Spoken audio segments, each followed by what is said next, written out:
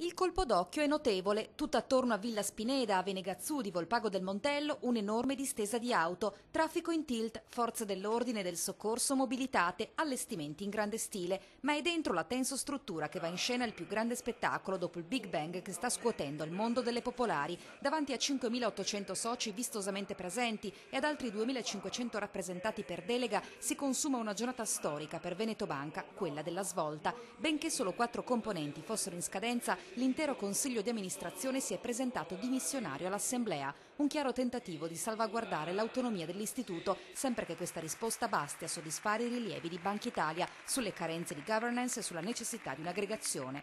Noi non siamo merci da mettere le credo di spesa di qualcuno, perché sembra che Banca d'Italia ci voglia vendere a qualche altra banca a 0 lire. Questa banca i problemi non li ha avuti in passato, non li ha tuttora, tutto quello che sta accadendo è coerente con il momento. Togliere l'autonomia economica vuol dire togliere potere ai gangli di autonomia e quindi far morire anche questa capacità di autocontrollo dove banche del territorio hanno dato, stanno dando e spero daranno un grande aiuto. Al vaglio degli azionisti una lista unica che dopo 17 anni chiude l'era di Flavio Trinca e apre la stagione di Francesco Favotto, affiancato fra gli altri da Alessandro Vardanega, Matteo Zoppas, Federico Tessari.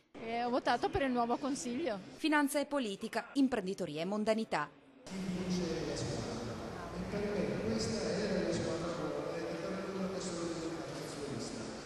Ora però quel team è destinato a cambiare e il territorio già messo alla prova della crisi deve affrontare una nuova sfida.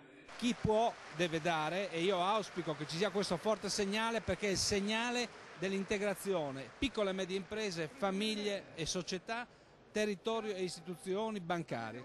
Ma il messaggio ai soci è improntato all'ottimismo. Che abbiano fiducia, soprattutto che abbiano fiducia che la loro banca andrà avanti senza problemi nonostante il cambiamento del Consiglio di amministrazione.